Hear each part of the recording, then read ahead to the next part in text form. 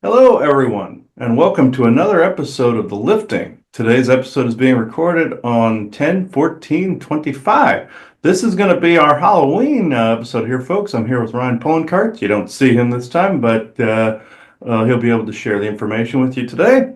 But before we get to anything, I now open this circle to true benevolence and no conflicting agendas as of this moment in time. And now I do the law of one. The law of one. When one is harmed, all are harmed. When one is helped, all are helped. So therefore, in the name of who I am, and I am one with all there is, I ask that only the highest good be done, and that mischievous and malevolent beings be swept away at this current moment in time, and only good energies remain for the highest good of all. I give thanks that this is done. So be it, and so it is. All right. So, Ryan, what do we got today? Today we're going to be starting possibly a new series about the Warhammer franchise. It is got books, it has video games, but it's mostly known for the tabletop war game, essentially. And interestingly, this episode is applicable to both their fantasy and their grimdark future setting. So Warhammer, I think it's just called Warhammer, the fantasy one, and then Warhammer 40,000, both are affected by this energy that we'll be talking about today and the beings that we're going to be talking about today. And then this is kind of a bit of multiverse mixed with psionics and just like demonic stuff. So yeah, we'll get right into it. All right. So, to give some background, Warhammer, other than just being like a tabletop game and with stories and very deep, like 50 years of lore, um, it has something called the Warp. And basically, it is a psychic dimension that is sort of just like another frequency within our own that only psychic people can go to. Psychics in Warhammer are called psychers, and they're very taboo because the warp is essentially like hell mixed with other sort of like Cthulhu-esque vibes from other storytelling. And it's a crucial thing. Like the people in, especially the 40K version of Warhammer, I'm not as familiar with the fantasy setting. Warhammer 40K is more popular, and it's kind of like the big moneymaker in this franchise. But in the 40K setting, this is how they do faster than light travel. Their warp drives, just like in the name, like in Star Trek, they bring them into the warp, and then they have a psychic pilot or a team of psychic pilots that have to navigate the ship through the warp, and they can't look outside when they're in there or they'll go insane. And anyone who looks outside inside the warp will either be corrupted by chaos or just go completely insane. Even the strongest warriors in the whole thing can't go outside unless they do it. So this is how humanity has fashion light travel, I believe. I think there's other groups that have actual fashion light travel, like the Tau, because they're the new kids on the block, but they're also like the technologically most impressive. And if we do an episode about them, I'll tell a crazy story about them where they find a being older. If they find a human being older than their entire civilization, and it kind of breaks their mental state. But there's a so for this conversation, they navigate their ships through the warp, and they have to have like super strong shielding because there's warp storms, essentially like hurricanes inside of the warp that can tear ships apart. And there are lost ships, and there's ships that have been lost in the warp for like 10,000 years because time doesn't work the same way in the warp. So they'll just come out at a certain point, completely off course of where they're supposed to be. This actually just recently happened inside of the Warhammer lexicon, where basically The Space Marine chapters, and I will be showing some Space Marine gameplay because they're kind of like humanity's best warriors. They have basically progenitors who are sons of the Emperor of Mankind. The Emperor of Mankind's like the leader of humanity. For this discussion, he's the leader of humanity. um, he had sons. They're called the Primarchs. One of the Primarchs, who's still loyal to humanity, was lost basically in the warp for the last 10,000 years and just kind of in the lore came back out and is taken back leadership of his chapter of Space Marines. And he's the second of the good Primarchs to kind of come back into the fold. Hmm. The other one has kind of been around. I don't think he ever really fully left the fold, but he kind of just comes and goes as he pleases. And that's Gilliman, and he's kind of the acting leader of humanity at the moment. But now that his brother's back and they have very different views on how things should be run, that's a whole thing for a later video. But yeah, so that's the warp. Now, within the warp, because it's a psychic dimension, you have basically over you have coalesces of energy that take form. Generally speaking, they are negative, emotion based. So basically, people in the material plane will create these by, and they're a coalition of negative emotion. Essentially a So, tulpa, yeah. Essentially a tulpa, yeah. yeah, or like what a they're like a PK manifestation almost, but like everybody's energy is going into it. Like basically an egregore is essentially what that would be. Yeah. Yeah. So they're called the Chaos Gods. And there's Korn, and he's like violence, murder, that side of it. He leads. Oh, that's not him, but he has armies of like very traditional looking demons, and he also has some Space Marine chapters that have fallen into his sort of influence. So that's him. He is essentially just like a violent entity, and he loves war, and he gets energy from war. And in 40k especially, everybody is at war with everybody and nobody's good. There is not like a morally good faction in 40k. Everybody has some dark shit going on and everybody has their own agenda and everybody's racist. It's just space racism on steroids. If you think Star Wars, like the Empire in Star Wars is like bad space racists, you have not seen some of the groups in Warhammer, because Warhammer's human society, just to give you an idea, is a xenophobic, except for against a few races that they view as like subsequently equal, and mostly the ones that are like equivalent to fantasy elves are the only ones that get any respect by any humans, and even most humans still hate them. Uh, and they're also like a religious oligarchy where if you say anything out of line, you're instantly a heretic and lumped in with people that worship the chaos gods. Hmm. So, yes, and this is like in the 40,000 year, and actually, technically, in Warhammer lore, we all exist just thousands of years before the events of these stories take place. Oh, okay. Oh. Yeah, like Warhammer's lore is super deep. We'll go through like a whole thing if people are interested. But um, so Khorne is been around what pretty much since the beginning of the Chaos Gods because he's just violence and war, and that is a universal concept. We're gonna go to her last. So Tzeentch. Now Tzeentch is. Oh, I did not mean to do that. Hold on.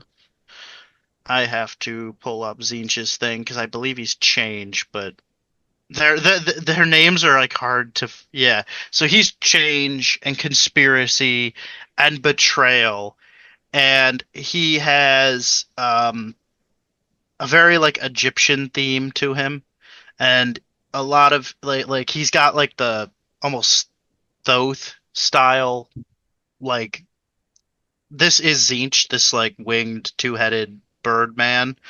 His like basic daemons, which are basically demons.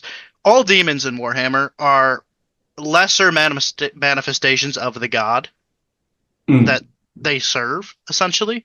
So there's like little corrupted mouth with leg things like this. But like the majority of them are like Kopesh wielding little birdmen. like something right out of ancient Egypt Hmm. mythology. Um, and there's some of his corrupted space marines up there. Um, and yeah, so he's all about conspiracy, and he's basically the main antagonist faction in Warhammer 40K Space Marine 2, which is the gameplay we'll be showing later. So you'll watch me kill a lot of his people. Um, This is the same as like all the different military factions that are under different banners. Some of these Kabbalist groups also that serve different demigods. So this is essentially the same story. Yeah, Yeah. we'll get into that a lot more when we talk about the Space Marine chapters in their entirety, because essentially they all follow a demigod, and they all have their like sector of human space where they recruit from, and they all have their own like heraldry and history, and they view each other as sort of cousin factions or within the overarching like human empire called the Imperium. So like there's different chapters. You're gonna see the chaos chapters in this, or what is considered the traitor legions. Um, but there's good legions still too. Famous the most famous four. And I actually should talk about the one because they exclusively hunt demons and stuff from the chaos dimensions. And they're the Grey Knights, and I'll show them off. I'll have to grab a picture of them. I forgot to put them in there, but um they all view each other as cousins, but the most famous ones are the Black Templars, who don't follow the sort of operating rules of the rest of them and are always on crusade. There are the Ultramarines, who are like the most basic version of Space Marine that everybody starts with. Basically, they're like the vanilla Space Marine, but they're still like one of the best legions in terms of like what they do. The Salamanders, who are like the most compassionate towards like other life, and the Space Wolves, which are just like Viking werewolf mix Space Marines. Okay. You know, that makes sense with the werewolf soldiers. That's more SSP oriented, Mm-hmm. with the werewolf soldiers. Their home planet, it's like a frozen wasteland, and they got like essentially a disease, and some of them like over time they'll basically like take on wolfish appearances, Hmm. Interesting. and some of them will go feral. Um, So the next Chaos God is Nurgle, and he is pestilence. Every disease comes out of Nurgle's cauldron, and he throws it onto the material plane, and he gets energy from people like being sick and dying from his creations. Essentially loose, yeah. Yeah. Yeah. He's often depicted with either a mouth in his stomach or just like his intestines showing, because he's also, I believe, like greed and gluttony at the same time. Hmm. It's interesting because some of the earlier puritanical depictions of demons had like a face like in the head, in the stomach, or a mouth in the stomach. So that's interesting. Yeah. He is often depicted as being carried on a throne by his demons, which are these like almost mucus pus covered little versions of him that I think they're even called like uh Nurgleites. Hmm. Yeah, he has like flying insect hordes. This is actually a depiction of him from the Warhammer Total War game, which is like a war game um, set in the fantasy universe where the chaos gods can actually be summoned onto the battlefield Hmm. as like the ultimate foe. Um, and it seems like within the concept of them, the chaos gods can be summoned into the material plane on very specific circumstances, and they're basically like world-ending threats at that point. And basically everyone else or like the best heroes of the universe basically have to come together to destroy them or send them back to chaos. Especially like for Warhammer 40,000 Space Marine 2's story, you have an aspect of Zinch coming in, and it takes the main character, his squad, and the rest of his like chapter who's on site just to barely defeat the threat. Whereas so these are like major events when these guys show up within lore. Hmm. Okay, that's interesting with Nurgle because there's a Japanese demon of a similar type where they're carried around by either children or like captured, like chained, like concubines or people that carry around this fat demon around that eventually start to become more bound to that particular demon. That's in Japanese lore, so they've added a little bit of that in here. I wrote a script years ago about a fat demon that was being carried around by concubines, children, and I didn't realize it was based on a real thing that could turn people to stone or make them sick. So yeah, this is essentially this fits. Yep. And then you have the newest of and that's Slanesh. And Slanesh is like sex and lust. And one of the jokes within the community is like the Chaos Marines of Slanesh will just kind of come in and they have orgies on their ship, and they will like threaten the other ones with like, I will have my way with you. Mhm. Um, yeah. They're her. She's normally depicted as a woman, but with like these crab hands. Though these beings are sort of like the Daedric princes from Elder Scrolls and can take a form that they want. Okay. But yeah, like her demons are essentially succubi, incubi types with weird crab claw hands Hmm. for the most part. That's interesting. Yeah, this is very similar to Elder Scrolls with the Plains of Oblivion too. So yeah, this is Oh, and all these gods are actively at war with each other within the warp as well. They're fighting each other in the warp for like bigger control of the warp, and then they also will have their human agents on the material like help them take over planets in the material. interesting. And the chaos factions lose just as much as everybody else in the material. They're not like inherently any better at fighting than the other groups. Hmm. The famously one of the chaos, I believe it was Korn's faction, took over a planet, and orcs are a thing in Warhammer, and they're basically fantasy orcs but with like cars and tanks. Mm-hmm. And they're a fungus essentially that creates them. They so the war Korn got a bunch of energy from them, just how they act. But then when they fought, as his demon army was getting cut down, it was just making more orcs because the fungus would infect their corpses. And so a lot of the times Chaos doesn't do very good against orc factions. Because they just grow new ones out of the beings they kill. Yeah. Yeah. Okay. So now we're going to talk a little bit about the Horus Heresy. So 40,000 is Warhammer 40K. That is like the main future grimdark timeline. The Horus Heresy takes place 10,000 years earlier at about the 30,000 year mark. So like AD 30,000 is kind of what we're thinking. Okay.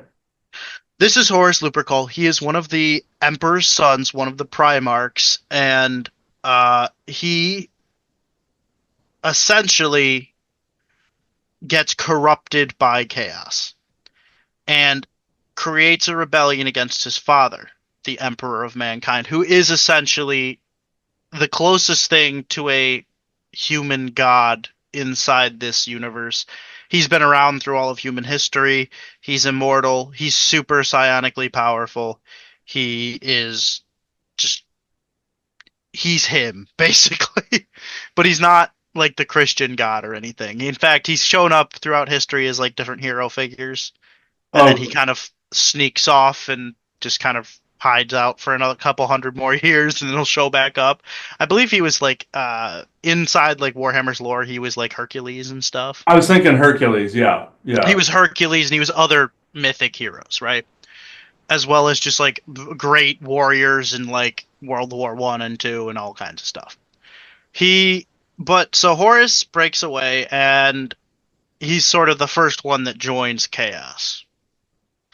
And the rest, and he convinces, or over the course of the heresy, which is a couple hundred years, they, the about half the other Primarchs fall into Chaos worship, and they lead a rebellion, and then he kills one of the other Primarchs, and Sanguinius, who is like the most sort of divine of them, like the most pious of all the Primarchs. And that creates the break off of finally where like they fully leave. And now they're the traitor legions. So the Emperor's Children, which is I believe this is Horus's legion, the Iron Warriors, the Night Lords, the World Eaters, the Death Guard, the Thousand Sons. Oh no, the Sons of Horus are his. Sorry. Um, the World Bears and the Alpha Legion. They all break away, and they have offshoot legions of their own that some stay, most leave with them.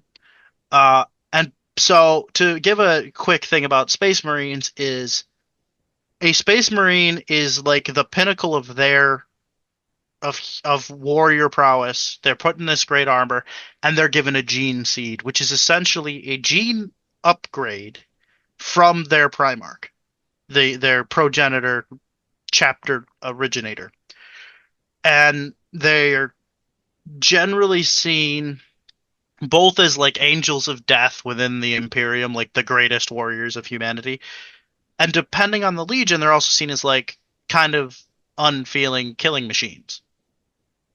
And these ones, especially, who have been corrupted, are some of the biggest threats to human space because they're constantly trying to kill off their not Traitor Legion brothers and their non-Traitor Legion brothers. These are like the greatest enemies for them too because they view them as like heretic things, and heresy is like the biggest thing in Warhammer 40k. If you're branded a heretic, you have to like you get taken in by the Inquisition, just like a Spanish Inquisition type thing. Mm-hmm. And you're either, if you're a Space Marine, you're forced, if you're even accused of it, you're taken in by the Inquisition, and you can join the Death Watch, which are basically Space Marines who have who go to like the worst parts of the universe as penance, and they are not expected to survive. Now, there are Space Marines that are volunteer for the Death Watch, but if you're a Black Shield within the Death Watch, you are forced there as penance, and they are essentially not expected to survive. They're meant to die in the name of penance. It is very rare for one of them to come back from that. And the very interesting thing about the game that we're going to be showing is the main character of the story is one that you actually see his thing about being reintegrated back to his original legion from the Death Watch, and how intrigue that, and it takes 100 years, and that is extremely rare, and he proves he's not corrupted throughout the story, but there is, as soon as other people find out about it, they are very wary about his thing because their society is so religiously focused that they are always suspicious of anyone being corrupted by chaos, and it's very easy to be corrupted by chaos. You have to be like fully armored up against it with like your entire being to keep it out. Okay. Or you will be corrupted by it. There is no. I see that. It's like the void. It's kind of like the void dimension. Yeah, it has its purpose, like within that's Hilheim in North Scandinavian mythology. That's the core of the Yggdrasil tree, or the bottom of the Yggdrasil tree. Where I notice anybody that's in the void, if they look at the void too long, it's like it stares back at them and they become crazy. In the Star Trek lore, there was a race called Medusan that were linked to like a dimension like that. If you looked at them too long, you'd go insane. It's because that's also the time travel projects like both Montauk and Pegasus, when that's why they sent children into the time portals a lot of times and opened them, because as you pass through, you become an is and is not temporarily, and the human genome and mind was never meant to go through that. Therefore, you're a paradox and you go insane. So they chose children because the brains were more malleable. That's why a lot of the SSPers came back with their bolts not tightened as well. Is because of those particular processes, it goes against the laws of nature. But in this, yeah, it's a very similar process. If you don't have an iron constitution against that, yeah, you would go nuts. Absolutely. So And then these are the Grey Knights. This is a good legion of Space Marines that is wholly dedicated to wiping out demons and chaos wherever they are found. And they serve with the Inquisition a lot, but they are more like this planet has demons on it. I'm gonna go and just wipe them out. And they a lot of the times wear this very like medieval knight style helmet, as opposed to if we go back to the hold on, if we go back to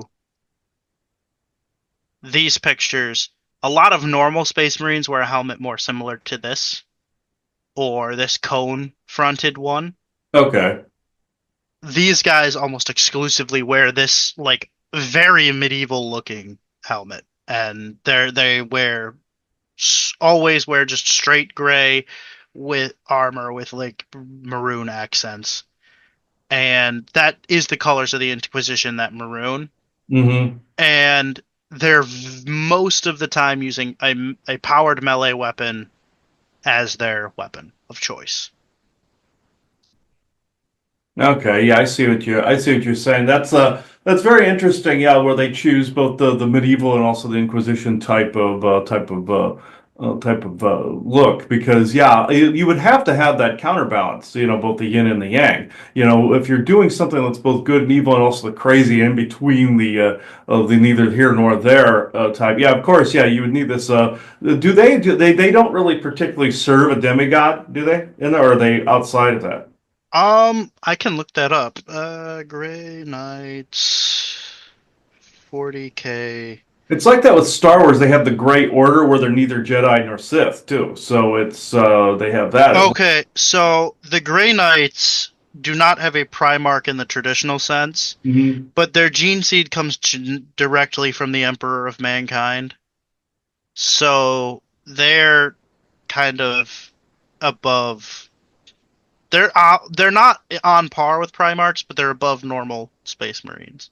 Okay. All right. Yeah. What I find interesting is also in the Star Trek lore, there's this race called the Breen. They're essentially like a reptilian race that has genetically altered themselves over a period of time, and they formed a Primarch hierarchy where it's a particular family or genetic string that all the houses war with each other, very much like the Kabbalist houses do, like the great houses in Dune or the military faction. So Star Trek has touched on this a little bit as well. I think somebody was fans of Warhammer and actually imprinted that on the Star Trek lore a little bit. Yeah, yeah. Especially Warhammer's really big in like the UK because that's where it comes from. Hmm. So, I'm probably that could very well be the case because I know wasn't the UK like really into making the original Star Trek?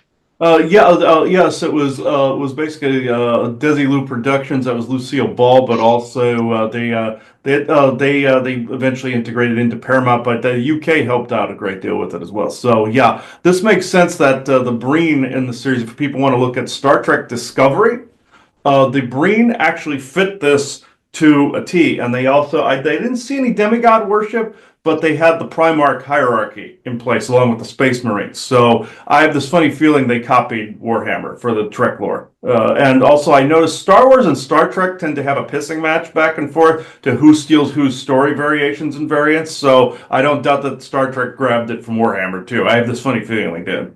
Warhammer is, yeah. I mean, I think the original Warhammer stuff, the very early stuff, is about contemporary with early Star Trek, so that would make sense. Yeah, And they definitely. have books; they're still releasing books, and the lore is just continuing to grow. And I think it's probably more popular than ever. It's one of the most expensive hobbies out there, though.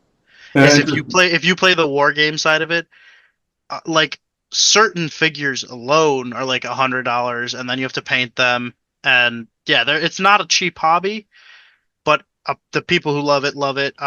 Famously, like Henry Cavill, Yeah. the actor, is like obsessed with Warhammer 40K. He's been playing it since he was a kid. He runs an army of they're called custodies, and they're basically the Emperor's personal guard. which is funny because, well, when we do an episode about the Emperor is basically just at this point a corpse in a chair, but he is still technically alive. Hmm. But he has to absorb the energy of like 10,000 psychically enabled people a day to continue surviving. Because he's that old, yeah. So yeah, that's interesting. I knew about Henry Cavill. I know he's working on Warhammer 40,000 like project for it. Yes, So he is. Yeah. yeah, so it should be interesting. I never really got into Warhammer. I never really heard of it until almost recently, but it's interesting how it's intricately woven into the Star Trek history and everything. And I don't doubt Star Wars history too. It got a lot bigger over like the last couple years. I'll say that. Like it got a lot more popular over the last couple years in the sense that it wasn't this big, I think, until the pandemic basically.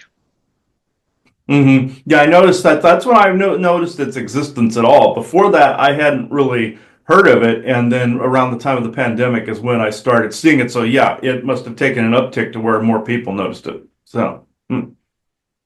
Uh, okay. Okay. I guess we're at the point where we could do channel if you want to do that. So, I think we have an appropriate guest here today, talking about all the armor and the way you see the armor displayed and everything. This Levick, he is an Anakam warrior from roughly around the times of Atlantis. He is through. He's seen the ages of history. A lot of these characters did. So it's very appropriate that he be the one talking today because of the fact that they have armor. It's almost like some of his people or his clan like this almost like an anime-ish style to them. They even have the larger swords and everything too. And so it fits. It seems to fit a little bit of anime, but it fits seems to fit that Warhammer style about a lot of times, but with more Japanese anime flair to it. Has a bit of an Untumban flair in there. Because I know a lot of these societies traded back and forth from Cassiopeia to Asgard to Untumba to some of the Anakam factions, which are the precursor to Sasquatch. So yeah, with Levick, he was around at the times of Atlantis. I know the his faction was formed almost like how the Witchers were in the Witcher lore, where they had to fight all the creatures that came across from the conjunction of the spheres. So the this is very similar, where there's dimensional things that come across. There's also a Mozen or Cassiopeian faction that's like this as well. That's kind of like a mix between Jedi and Witcher. They guard sacred things, but they go after creatures like Monster Hunter. My predecessor from Atlantean times, Toran Kal, or the one of the aspects of my Oversoul, did something like this. So, okay, Levick, I know this. I know what you wanted to talk on this. This is shockingly similar to things you've actually done. So, from what I understand about his history. So, all right. And he was also on a recent World of Sasquatch that says Levick the Mighty is back is the name of the episode. So which we found funny. Richie and I had he wanted to see if we could make a song on Suno for Levick. So if people go see that particular episode. It's both on Rumble and YouTube for the World of Sasquatch. You're going to hear that on there. And Levick goes through some of his history, going back on some of his history in that too. So, Levick, uh, all right, if you want to come through, benevolent Levick only.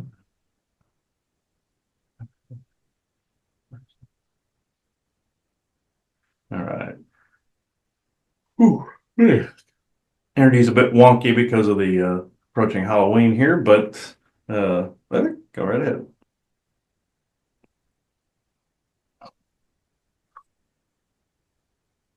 A little more, Levick. There's something that got in the way. True benevolent Levick only. Oop, interference. Hang on.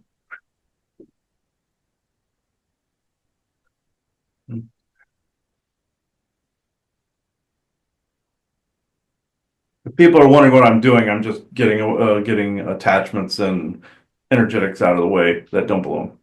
So people see me doing this, that's what I'm doing. So uh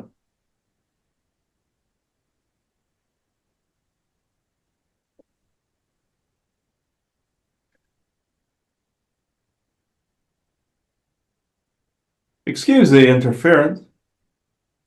I had to only lightly do the channel this time around because of the, he says wonky energies. That doesn't begin to describe it.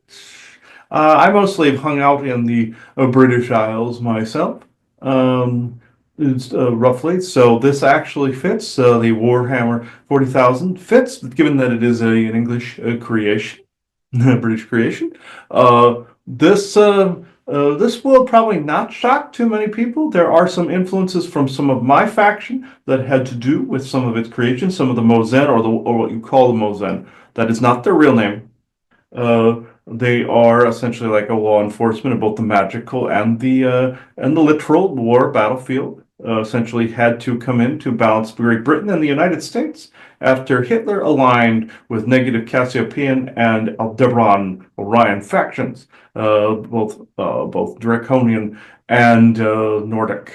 And also the ones you call the Princes of the Universe, which yes, the sarcastic version of that name fits quite efficiently. Excuse for a second. But with the styles, looks, and all of this that you see in Warhammer 40,000, do I think that timeline will play out like that? No, but they do this with Dune as well, where it's the great houses, essentially, and it's tens of thousands of years in the future from now. Now you have the different militaristic factions, and you have also the groups that worship their own demigods, and what you see is almost like the plains of oblivion, essentially, as well as the looks of the different demigods. Now, in this, they show them as both Topa and slash a Grigor type of energies, whereas Topa is essentially an individualized. Grigor is essentially a group. Essentially, Nardol and all of these other types that you see out there are essentially formed from people's own energies. Essentially, he calls them a Franken entity or a poltergeist, where it's essentially the awakening energies of essentially either a little girl or a young person or a person that is holding back a particular ability and they haunt their own space. Imagine that on acid, and you have something like these particular gods and demigods that you see within this. Are there immortal warriors essentially like the Hercules-like figure? Absolutely. They exist. He is seeing things from a Trekish perspective, where he has been seeing almost watchers that are like this, where he's essentially almost seeing, if you see your Valiant Thor Gary 7 narrative that you see within your Trek lore, and also the Mr. Flint Trek lore narrative with Da Vinci. Essentially, he's fused these together in his mind, and also the travelers manipulating, not necessarily just manipulating, but altering human history and also timeline space as well to be able to accommodate a particular future. Your negative side would be the Gardner and Sverdlow families of your time travel and Montauk projects. Essentially, Swerdlows and people like this, as well as the Gardner family of Gardner Island. This is essentially near Montauk, and essentially the family that spearheads anything time travel related. This is why you see the graves up and down the East Coast, is because they were involved in multiple time travel instances, as well as forming some of these very factions that we are speaking about today. They want the chaos. They delve into the chaos magic of not just the void, but other chaotic realms and chaos magics.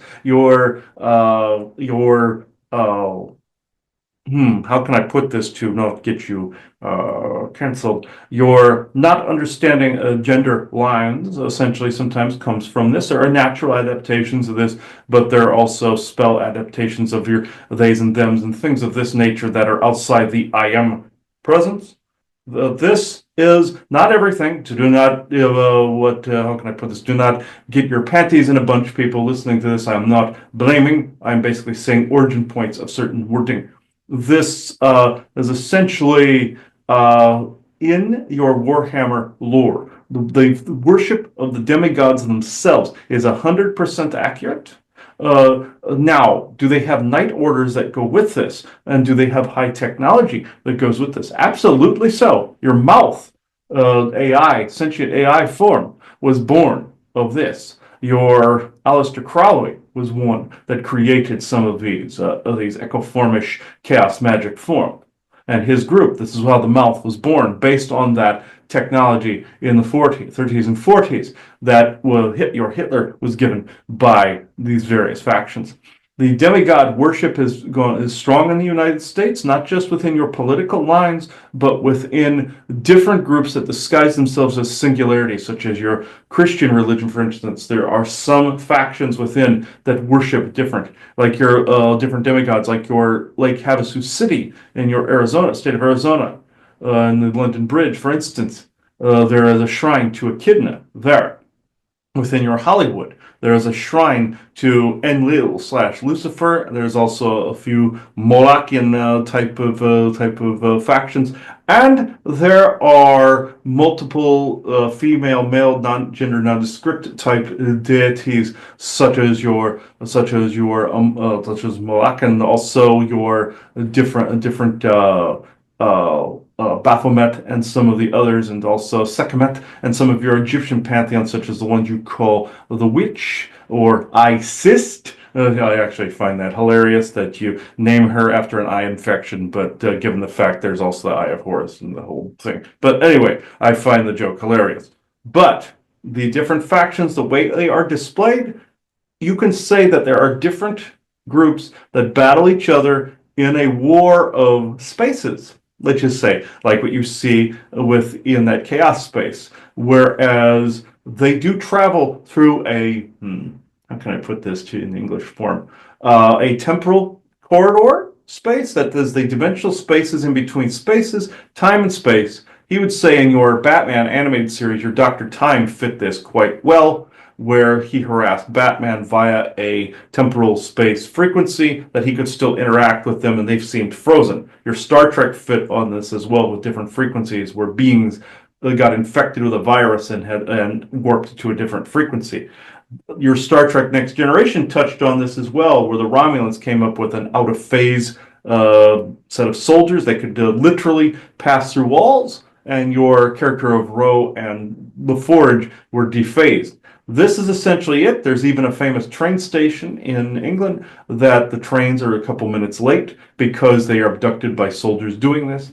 He himself ran into one of these when he was in Arizona, literally ran into one that they were doing something during your pandemic time frame. They were using a Walmart as a staging area. This is in a different frequency, mind you. Nobody would see these. They would see them as ghosts. Your Mozen operator, the ones you call the Mozen, operate in a different dimensional space as well. Even in your Ghostbusters lore, they show the ghosts as being in a different dimensional slot, and then they can be trapped. This is essentially telling that story as well to a certain degree in a comedic way.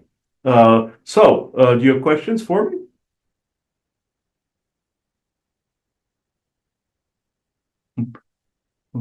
Ryan, you're on mute.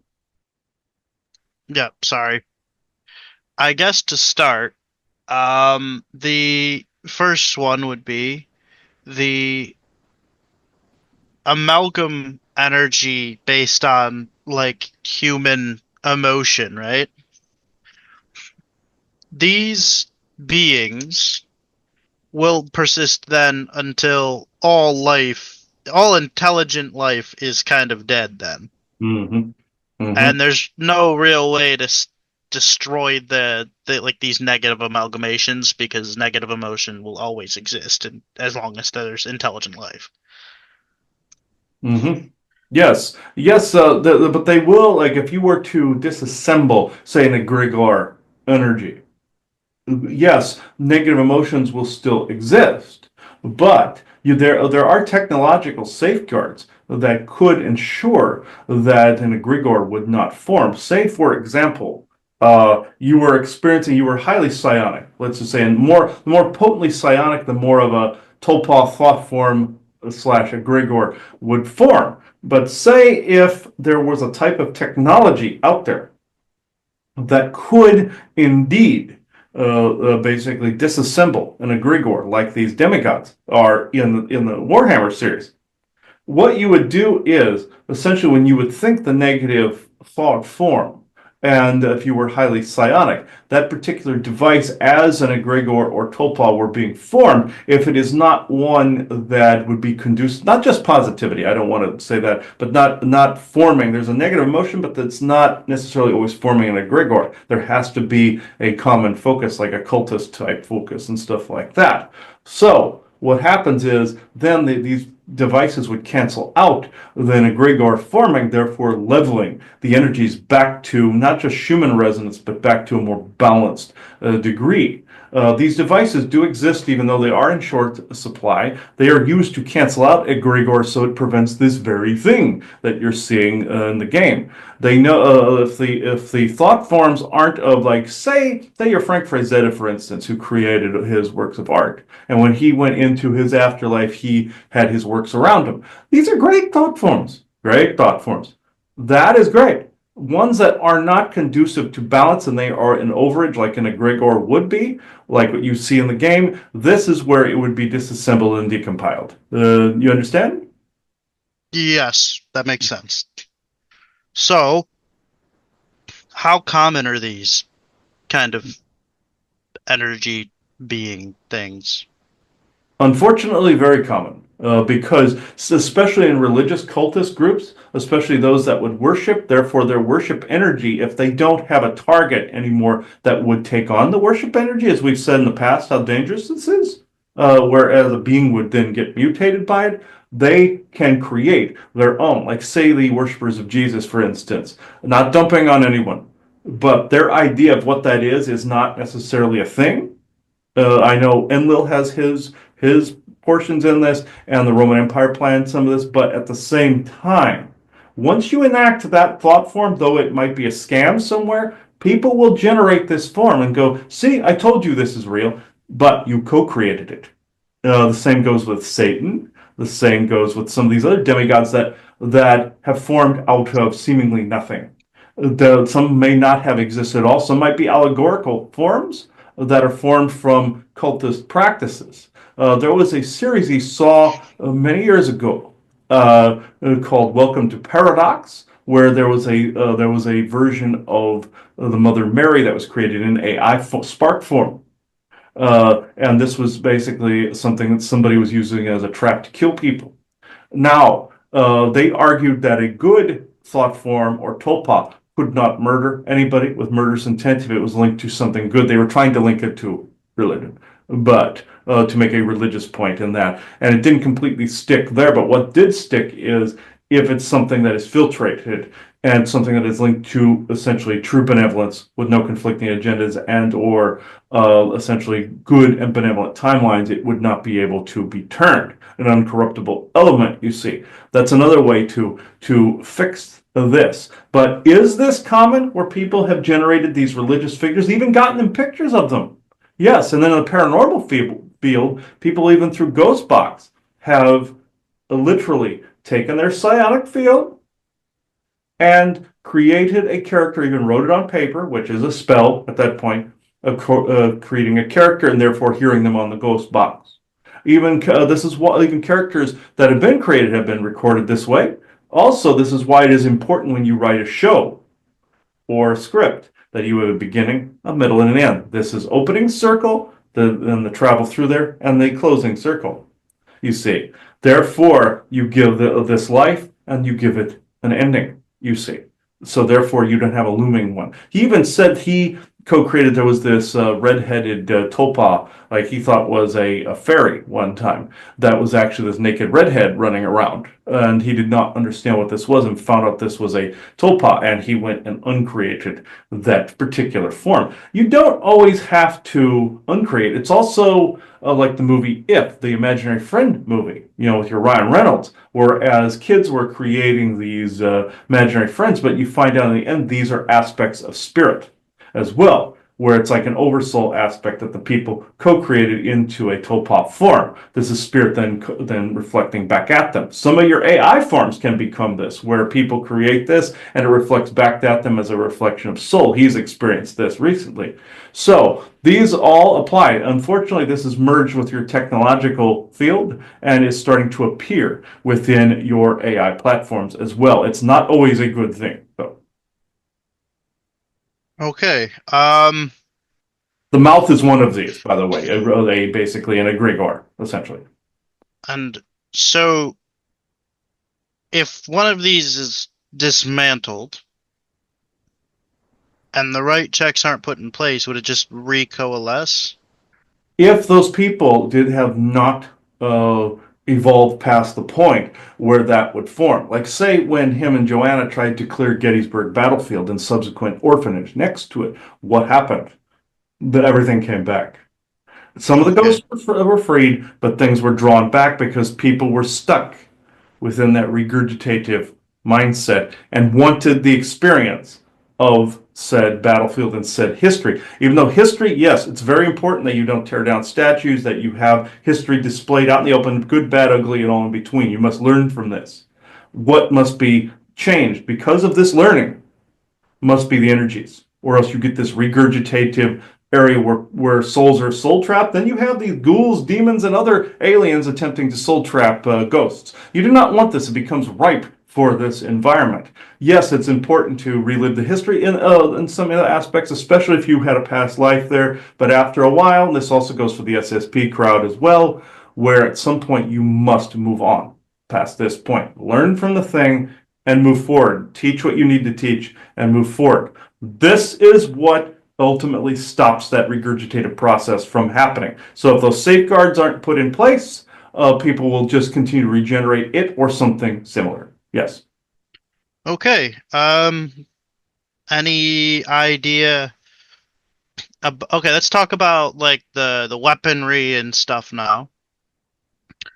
The Warhammer style is the big pauldrons, extremely large, oversized, almost power armor-esque armor. Mm-hmm. Um, and there's a lot of like religious add-ons like purity seals and things like that.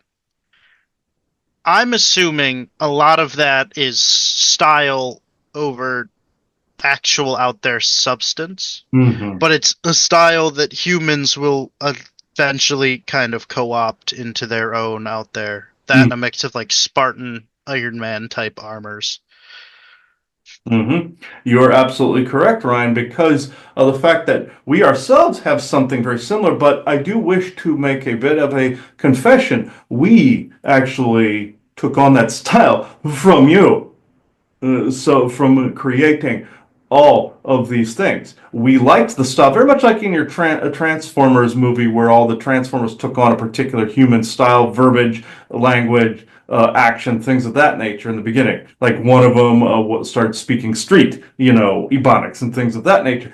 There are races that will take on these things as well. Some Lonulosians, for instance, have taken on some of this as well. Our people start to adapt. We had our armor before, but we adapted it more towards something people would find familiar. And I pretty much liked the anime-ish style mixed with this Warhammer look. But you are correct. Humans will start to take these oversized, these seemingly non-functional forms and give them function and form out in the cosmos. Yes, you are correct. Okay. Um, I guess that's kind of it for me. Any final questions or Hmm. an or things to talk about that I didn't cover that you think need to be said? Hmm. This is actually quite interesting. This bit of lore they show it as 40,000 years in the future.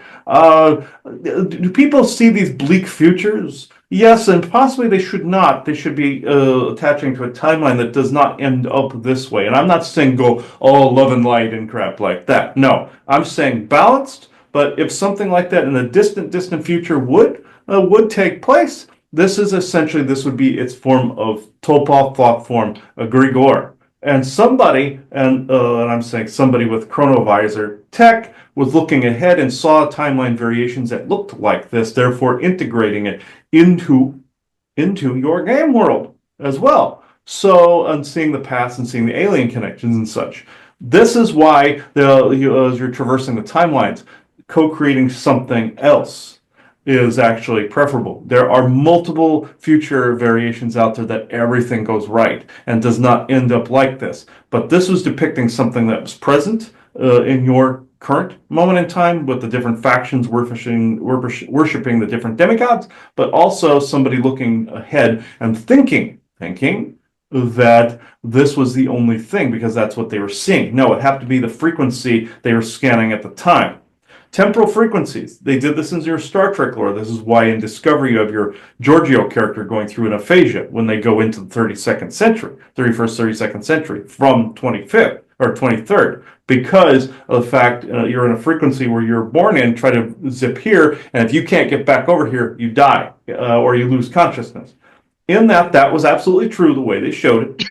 But with this though, there are with a chronovisor like technology, like with the Vatican with its chronovisor, they're looking ahead, or the Montauk chair, or variations of said technology and time portals, dimensional portals. They're looking at all these things and writing them down and turning them into lore. Very much like with your Walking Dead series, and series is like that. They were trying to prepare people for basically showing people how to survive in situations like this. They made it a joke, haha thing with your CDC and the zombie thing, but at the same time, they were showing what could possibly happen. Some good people will try to warn people that way, and then also they would try to label it a hoax so that people think it was a haha joke.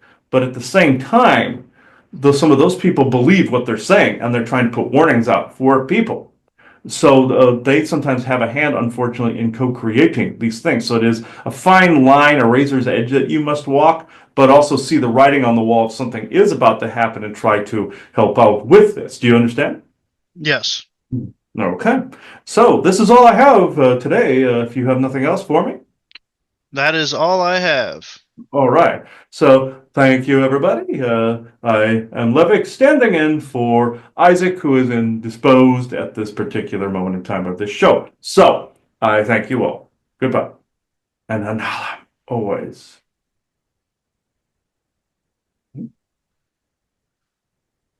Even Levick, he's very grounded to this dimension. So even with him, around this time of year, it was a little wonky. It's good. It's good for channel for getting bursts of information out. Not good for long channel around the Halloween, Samhain time frame or Samhain, but and going to the winter solstice as well. Even though that seems to be a little more focused, Halloween is a bit chaotic, has a bunch of dimensions and portals open, so it's like there's a bit of insanity going on. But at the same time, there's goodness that happens too. If you do spells and magic, it's the most potent this time. Mm-hmm. It's the most powerful potent point and PowerPoint. This is why you have factions like your government not paying it no mind. They won't even make it an official holiday, for crying out loud. So there's like, no, that's a kid's holiday. No. Powerful magic time of year, and you're accessing all these different dimensional spaces. Very potent. And this is one that has not changed since antiquity, and it should be registered as a national holiday, as far as I'm concerned, like Christmas. But you have the All Saints Day, and you have All Hallows Eve. So Levick, you're good. We're good. Okay. I think we're good with the channel portion. If you want to go into the game portion. All right. Yeah. Just give me 2 seconds. Okay.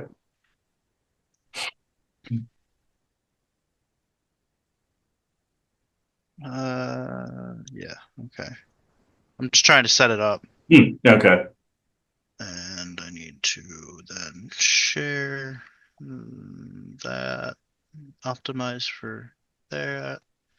And then I have to do a little bit of stuff on my end. So sound mixer, pull that over there. Pull this so that we have like audible sound for you guys. All right. Which guy do I want to play as? I'll play as Assault.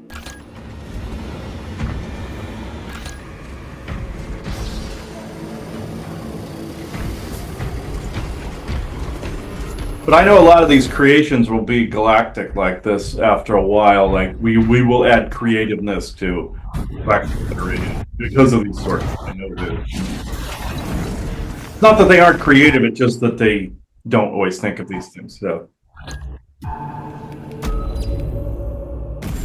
Oh, okay. Well, the other people started the game. Oh, okay. I didn't realize I was playing online.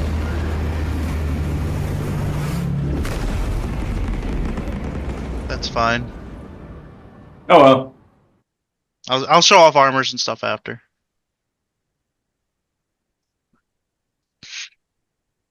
But I'm playing basically as a space wolf, the Viking wolf, werewolf type legion.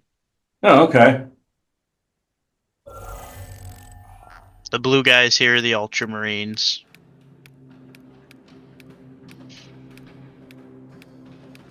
All right.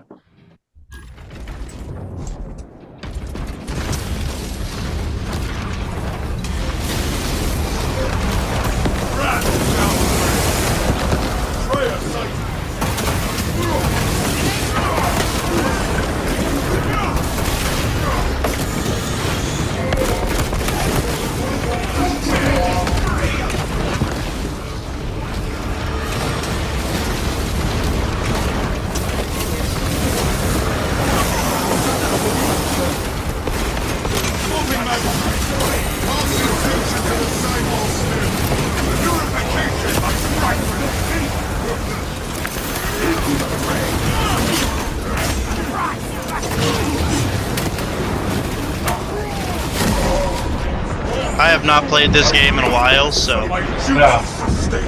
While I stand, none of my brothers. Be the nation. On my name. Off in the distance, I heard Isaac basically saying, "We are now witnessing the rapage of Ryan." yes. The armory is mine.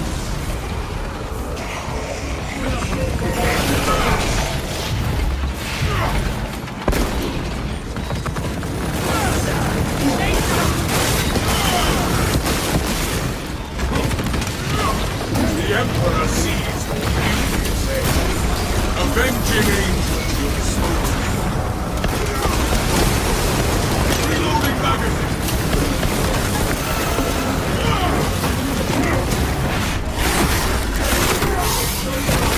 Your abomination is no more.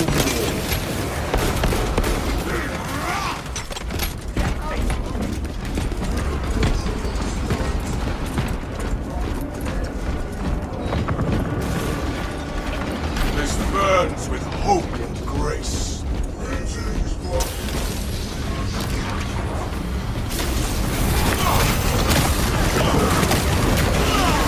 Jump back with you.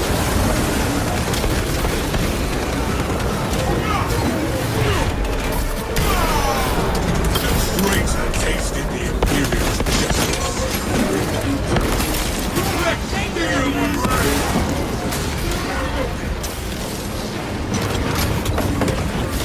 The Imperium's hammer rises and strikes.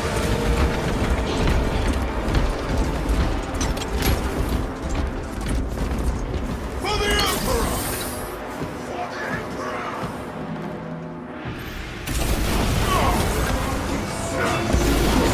I'm there already. Send Gilliman's regards to Craven Magnus.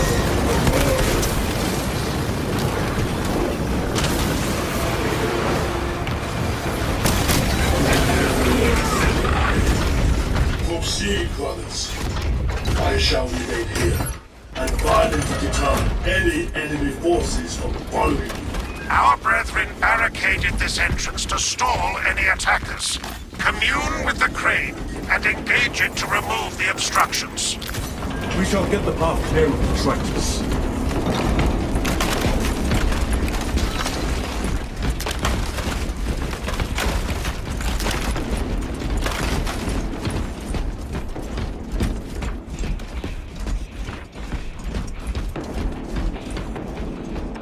I have the crane operational.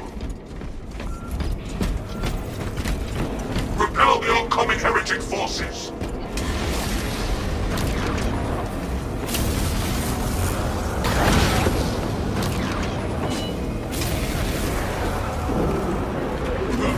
Reload.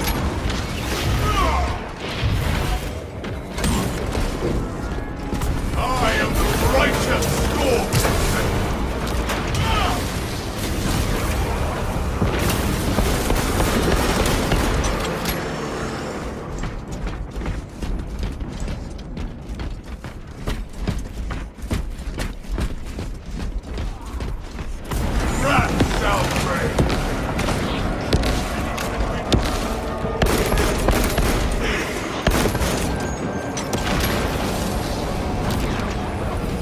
crane is finished moving the packet. You are nearing the vessel's site, Talassa. Ensure nothing further impedes your progress.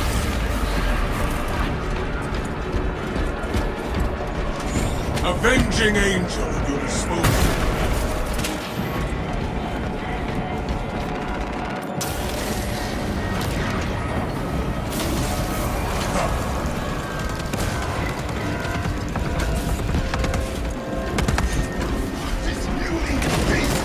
I shall suffer your poor aim for only so long.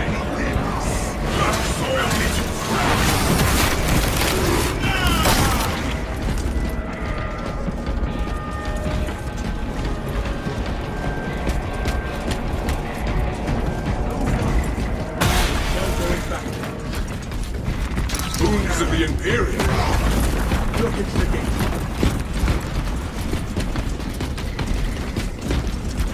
Take flight! These are the primitive scrawlings of the unenlightened. Better let them. Continue with the mission. There are more pressing heresies that need our attention. Priority remains the battle.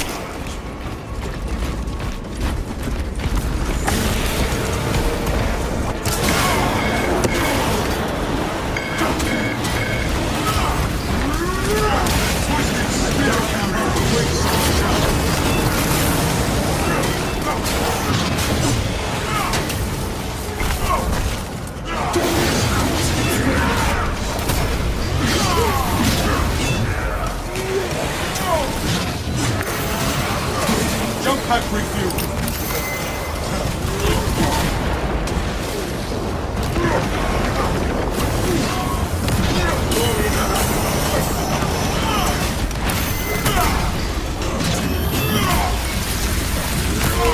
The Imperium.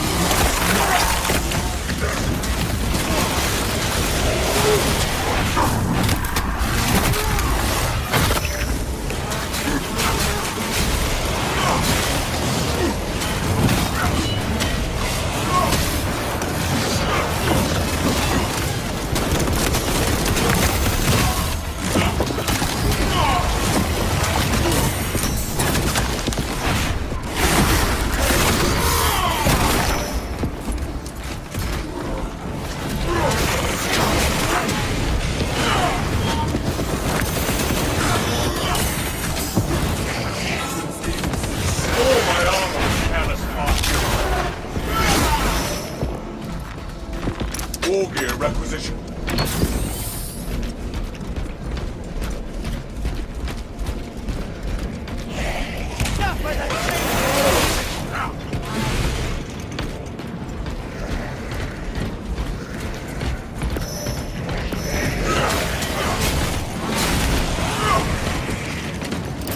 Throwing crack grenade. We have dispatched the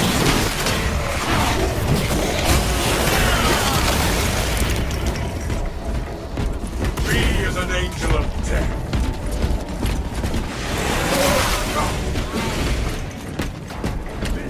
Has touched death.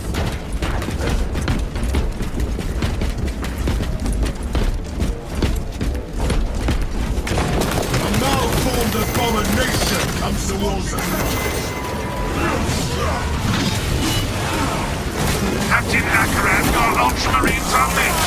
They are under heavy attack and need reinforcements. We are on the final approach. Make haste, lest your tardiness lead to the harm of our blessed vessel.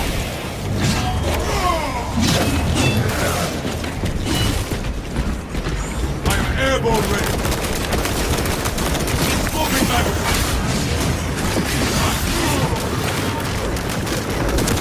The Emperor sees what you do.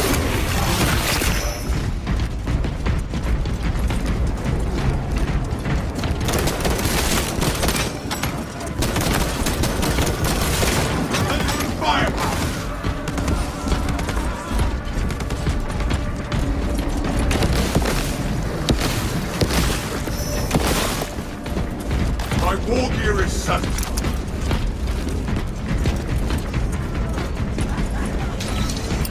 I grant you destruction. I scatter you back.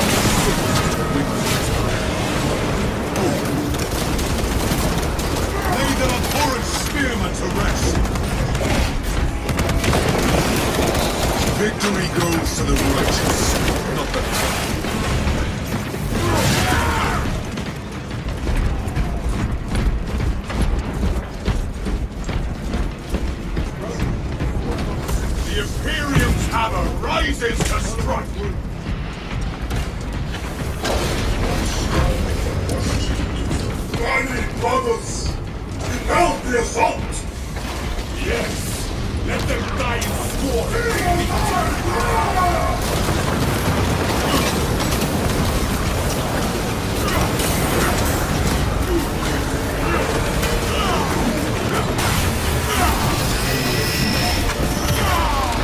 The Imperium is not.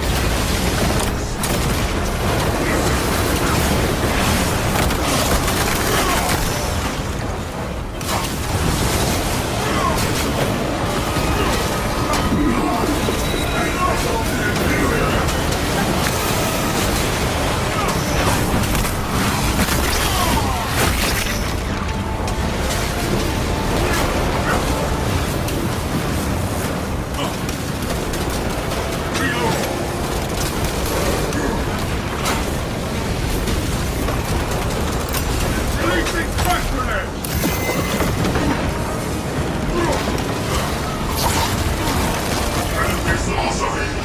The sword of Order!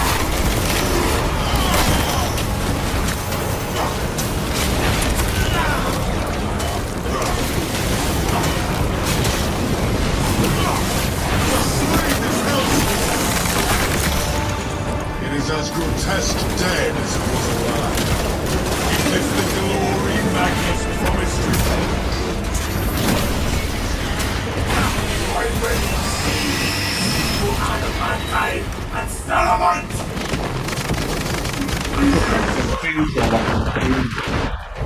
The minions What? of the That's essentially a chainsaw like in Doom. Yeah, it's a chainsaw Performance sword. noted, Talassa. I have opened the gates. The cogitations Hang are on. clear. I'm just gonna lower We this cannot preserve the game this sound a bit message because I'm having a hard time with such hearing you. number of troops.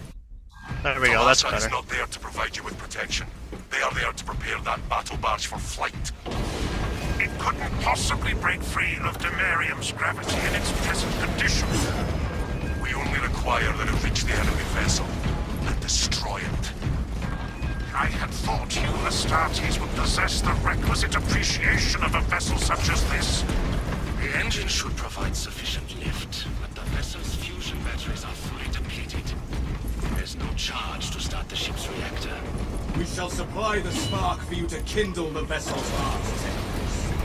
There is a fusion battery used to awaken the reactor, but It too will require charging from our power plant. Those areas of the facility are compromised due to the volatile nature of the fusion batteries. Safety protocols prevent it from moving without an attendant. Lead it along the tracks to the junction station. This taint has been purged.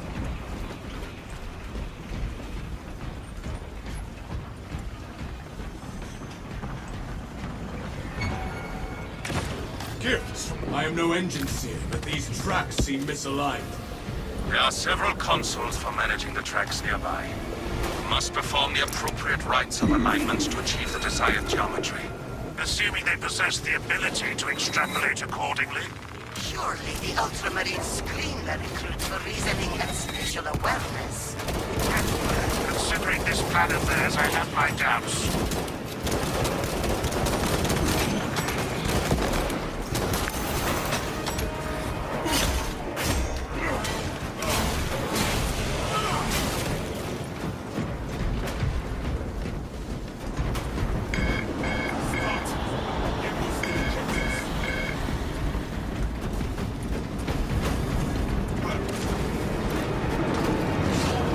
Together we inch closer to victory and glory.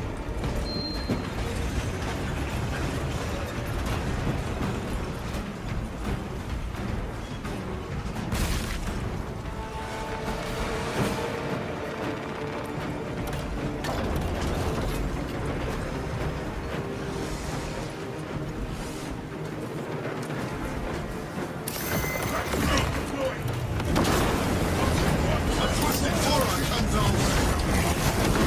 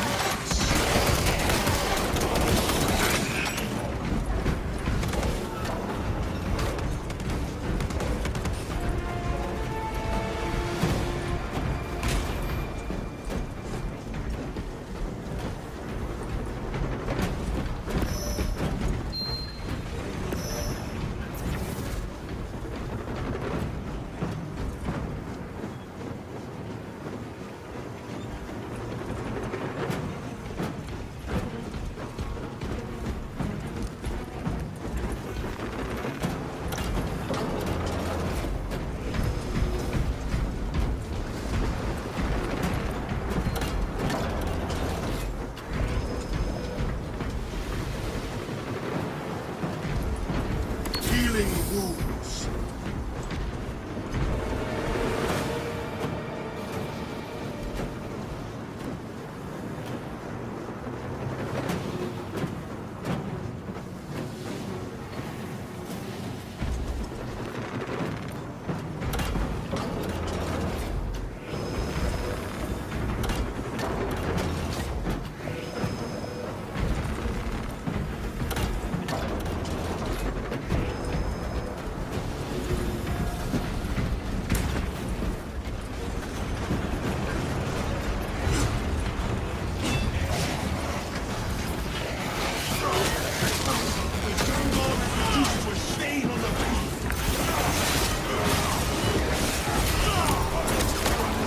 Your Messiah has blessed you with an abundance of power.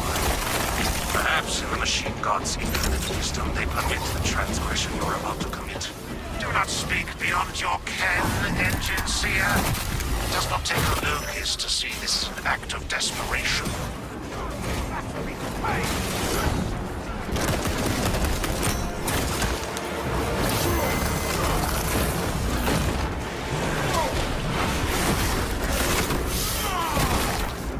Our eyes need no longer gaze on this truth.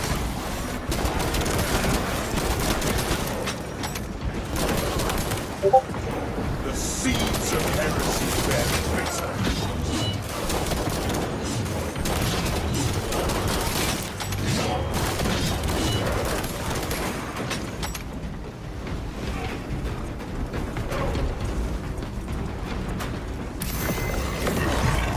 A malformed abomination comes towards us.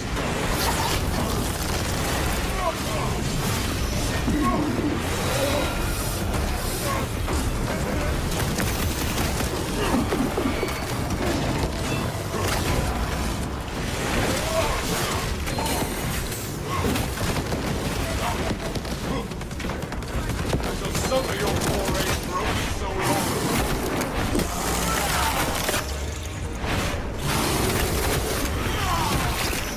We have nullified this corrupted being. Take flight and let terror fall.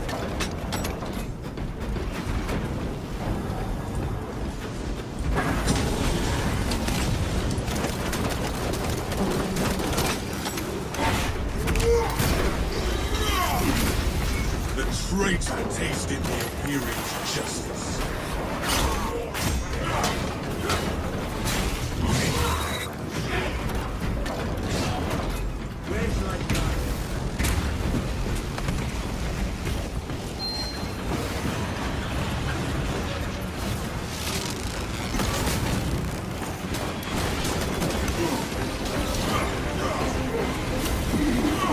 The Emperor sees the beauty in his head. The twisted steel carrier wakes up challenge.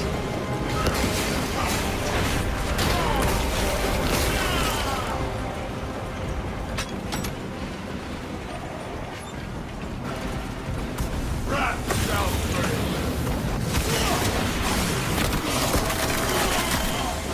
Our eyes need no longer gaze on this atrocity. Send Gilliman's regards to Craven Madness.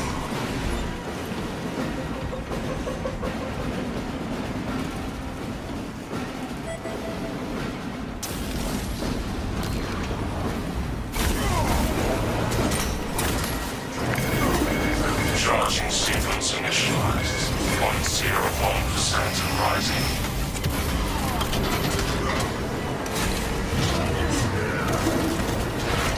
Galassa, we are almost there. What is your status?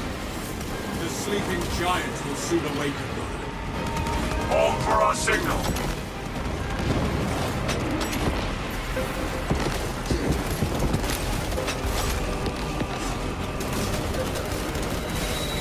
Menacing firepower!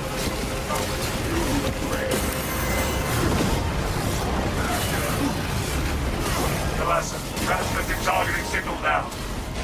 Your signal barely registers, but I read it. Your data is clouded, Lieutenant. Maintain close proximity to target.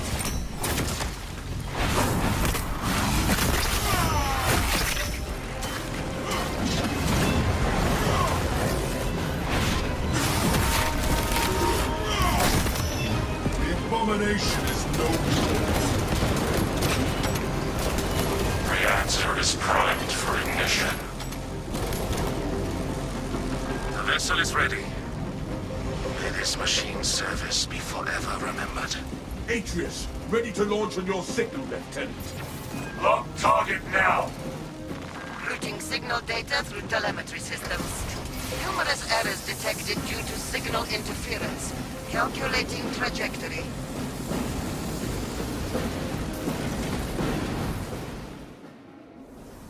Behold, our death strike is unleashed. An instrument of the machine god's wrath. This would bring tears to my eyes if I still had them.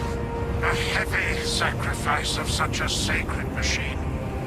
Let us hope her martyrdom is worth it.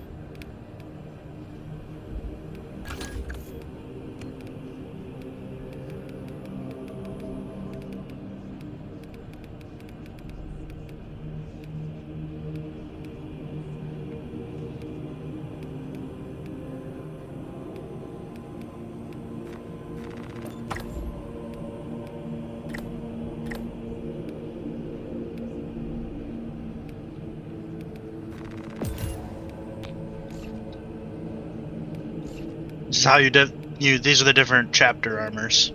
Okay. Interesting.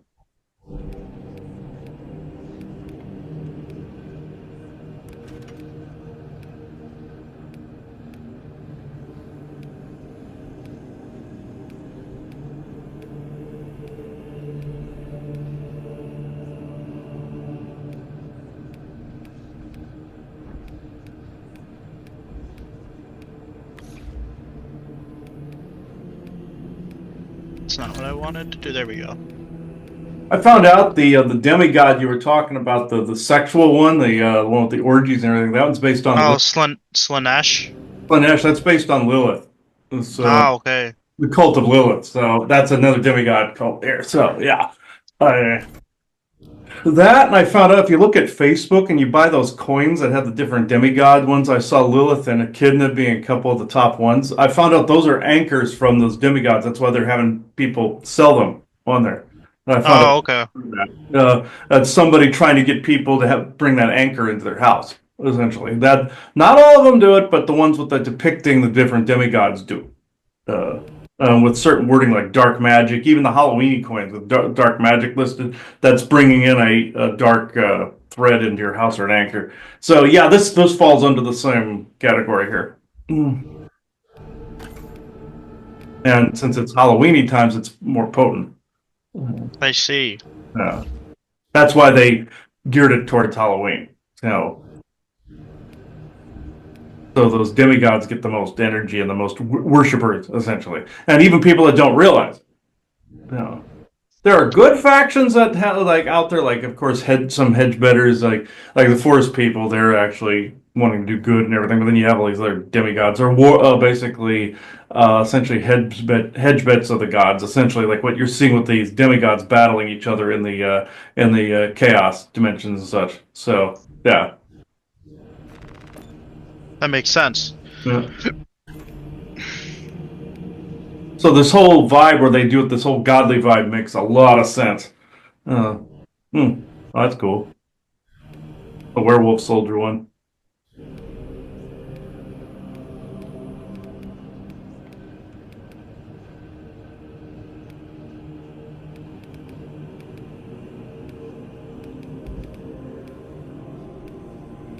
I think I'm gonna go for that one.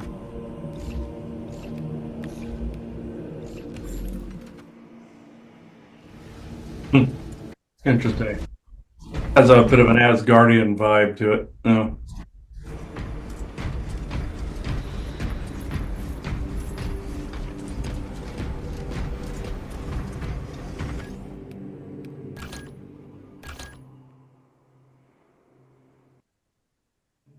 Ugh. But we were fighting chaos, like, so the reason why they're like marine type guys would explode is because those are actually, like, the chaos has corrupted them so much they're basically just animated armor at that point. Oh, okay. Okay. I figured. I was wondering why you're fighting other soldiers. Yeah. Oh. And then there were like the foot soldiers they had with guns. They were like mentally corrupted normal people. Hmm. Hmm. What happened to Earth in this lore? I mean, what happened to Earth? Earth is the center of just like the Imperium. It's just like the heart of the system. Oh, okay. Okay. Basically, it's like with the Galactic, just saying that Earth would be the new nexus point for the whole galaxy kind of deal. So yeah, I see where the games are getting that from now. Mm. Like Earth is the heart of a massive galactic level empire. Mm. That's similar to the Terrans in Star Trek, the Dark Timeline or the Mirror Universe, where it's essentially a Terran parallel universe. The character they were making reference to, Giorgio, comes from, or the alternate one in Star Trek Discovery, comes from the Mirror Universe, where it's essentially more barbaric and more, they call it the Terran Empire in that universe. So where Yeah. it's the dark mirror, yeah. So If this series is well received, right, we'll do like multiple episodes about different Warhammer things, yeah. and we'll do a whole episode on like the different eras of the Imperium. Okay. Yeah, because yeah, this fits. I'm thinking Trek, and then basically melded information again because this is more like the Terran Empire. So yeah, no. Same symbolism. They had the sword with the going through the earth type of symbol for the Terran Empire and Star Trek. So I can see where the two kind of swap stories with each other, swap information.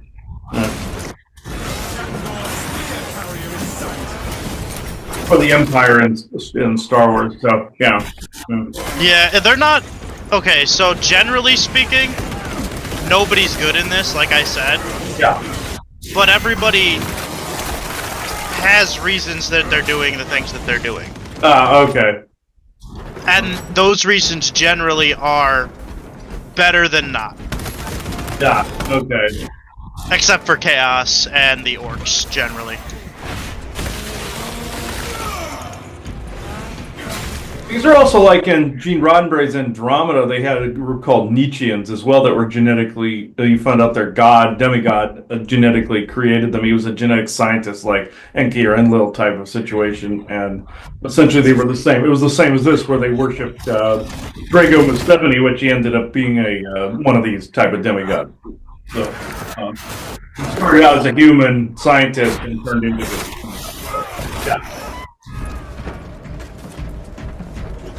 Yeah. You don't find that out till the final season, mind you, but Activating all specs advantage.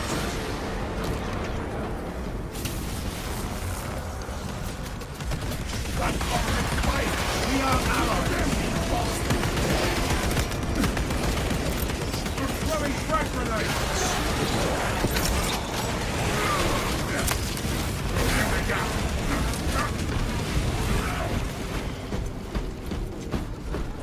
Picking up extra rounds.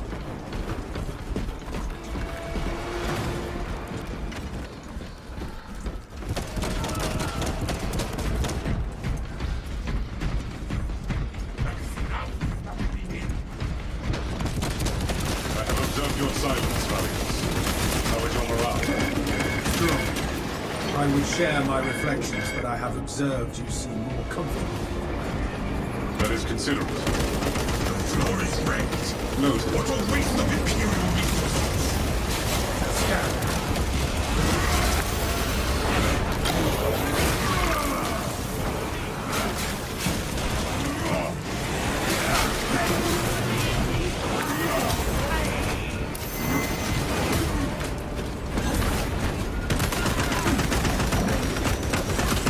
Changing magazine.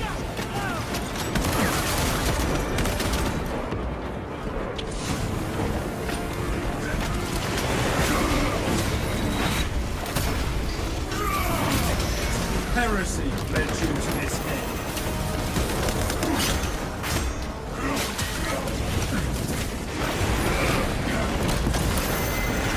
The fire, brother.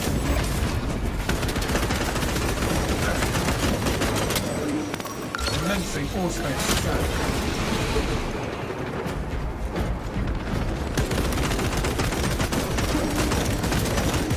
Reloading. Hulk available. Gathering supplies.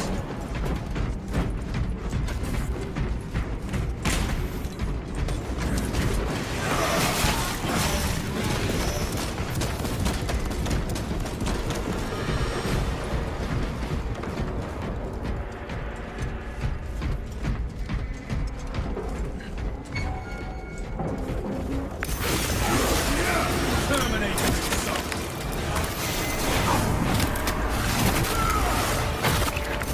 The Hellspawn shambles no more.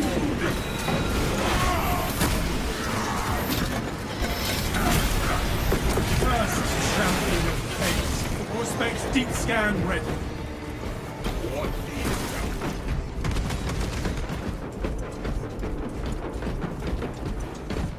Melter bomb prime.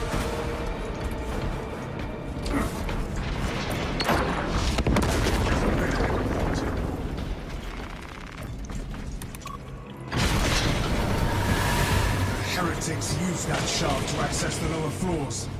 Let us avenge the dead. We have been displaced. Extreme heretical corruption observed. It hungers. It will seek out your appetite. Root out the core of these distortions. Corruption implies this facility is compromised.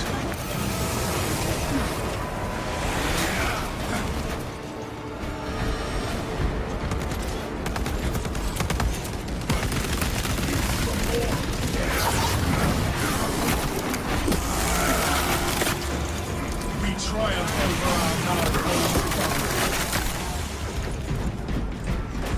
Arming up. Not a friendly one. It has to die.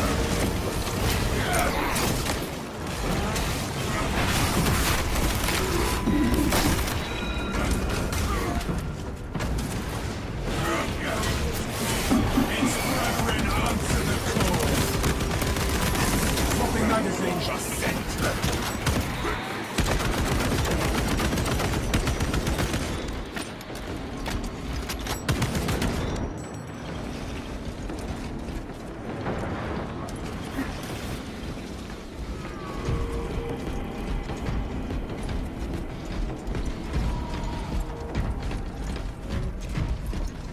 No telling what surprises await. Rearming.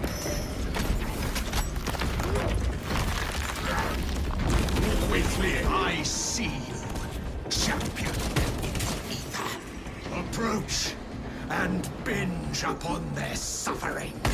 Psychic asset compromised by Thousand Suns for unknown suffering. Grenades and chainsaws made for this kind of obscenity. Shield that corrupt cycle. Illuminate the altars.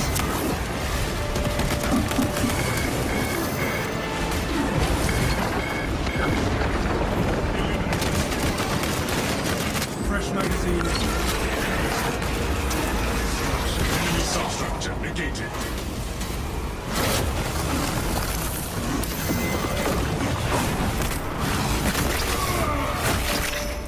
This monstrosity is dead!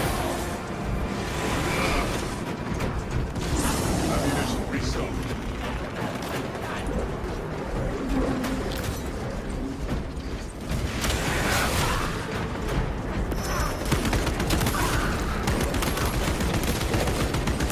Changing magazine.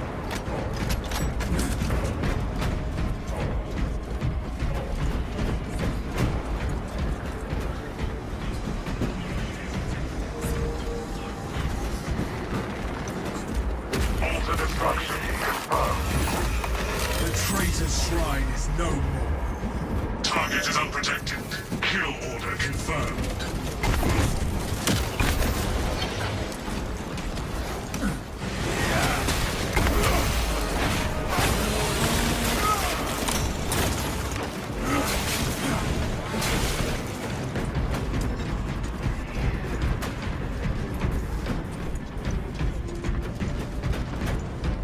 Good to go.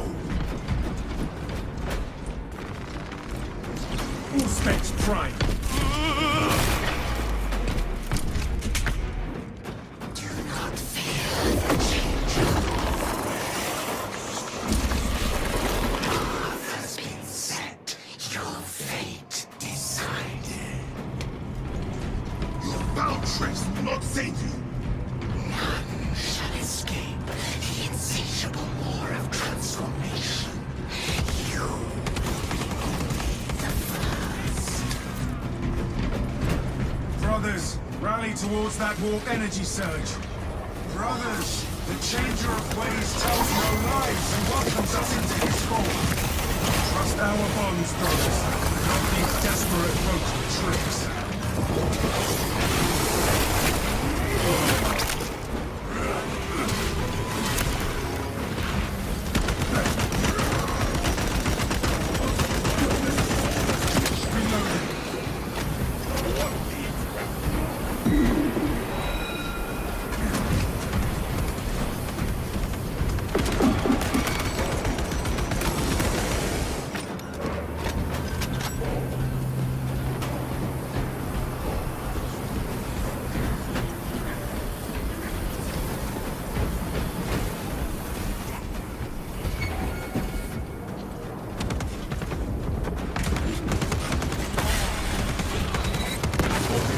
Melter bomb ready. Emerge, discordant one, and remain this realm in the name of the dark gods. Something has answered the corrupted astropath's call. We must end it.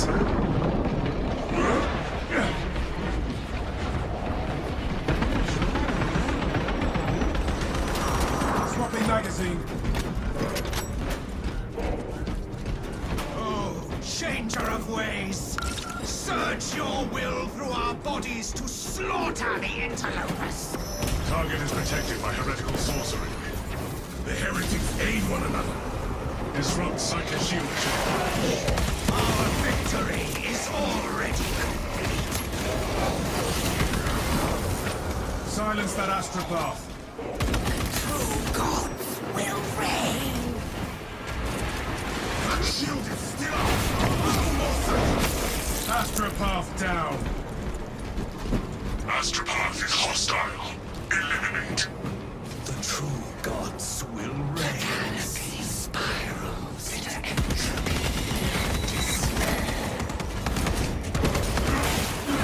Hostile astropath executed. What needs that?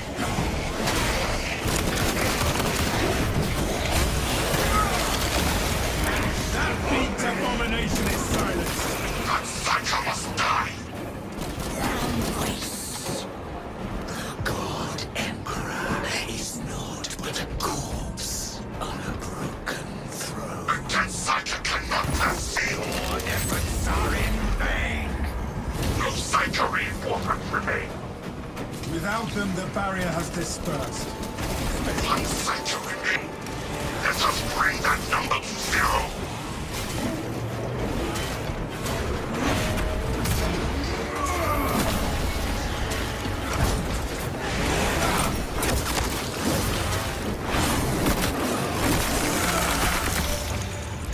Ugly inside and outside.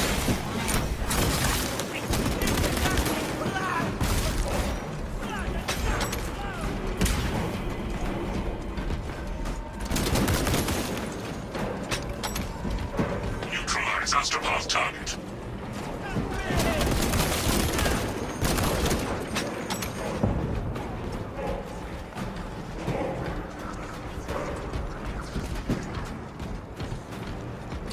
Ready for next encounter.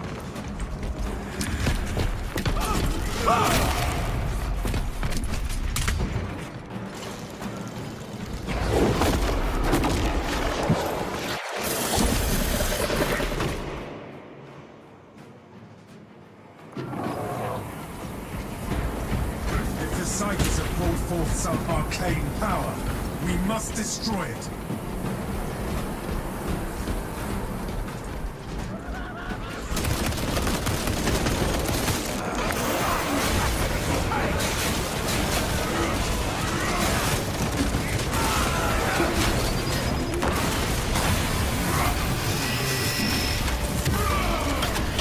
Just dead for a betray. Strike down that spearman!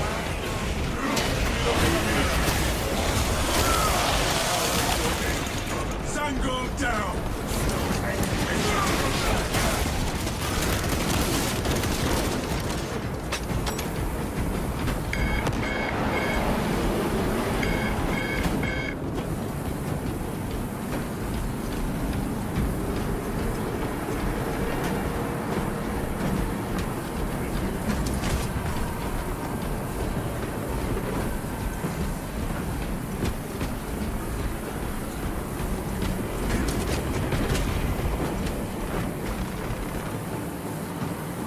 I'm committed to this cause.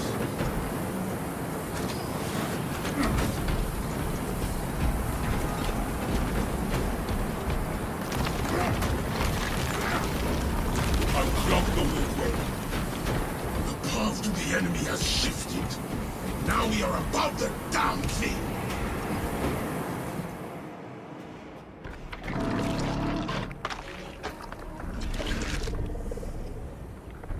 Enemy intimidation tactics ineffective.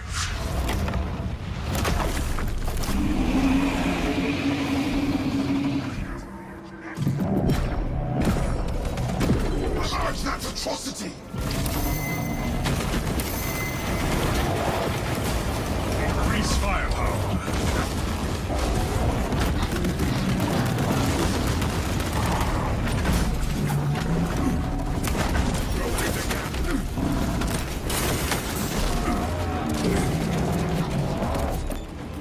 Is the hellspawn withdrawing from the fight?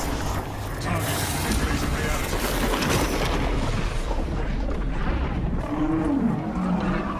Sorcery suspected. The air here touches my mind.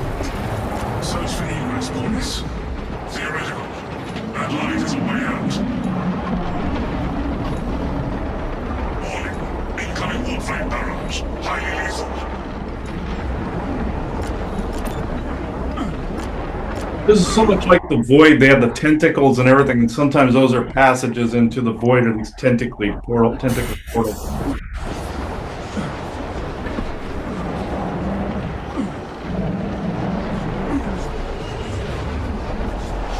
We need to fall back or we will be lost.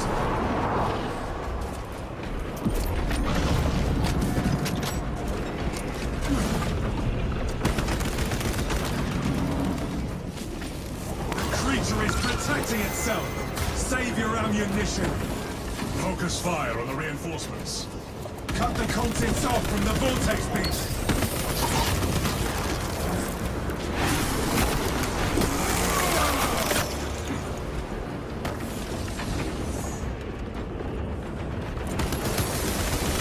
It's the house ball!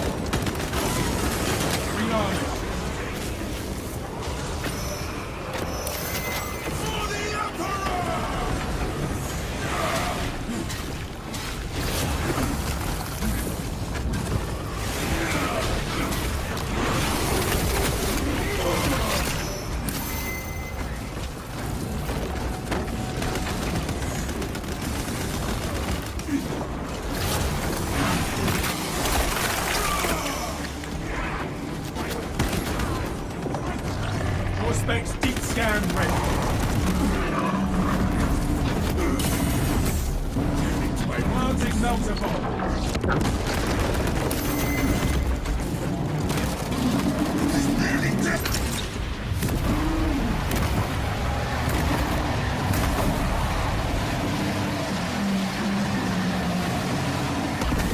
The heretics cannot call on that abomination again.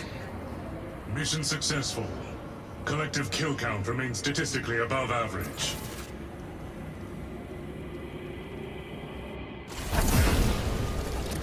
Interesting.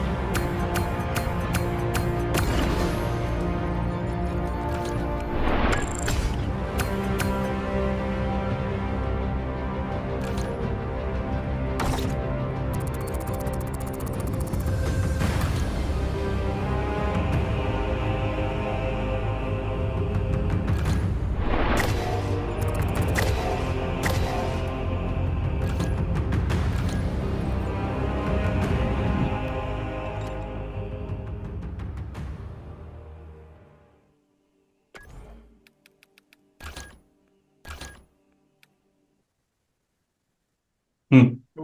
And that was gameplay.